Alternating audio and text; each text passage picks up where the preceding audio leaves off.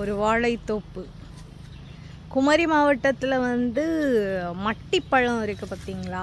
மட்டிப்பழத்துக்கு புவிசார் குறியீடு உண்டு. மட்டிப்பழம் ஆனால் நமக்கு விளையக்கூடிய இடம்னு பார்த்தாச்சுன்னா, நமக்கு மட்டிப்பழம் விளையக்கூடிய இடம்னா நம்ம மாராமலை, கிராம்பு, பேச்சிப்பாறை, காணி ட்ரைபல் பீப்புள் தான் அந்த பழங்களை போட்டிருக்கிறாங்க.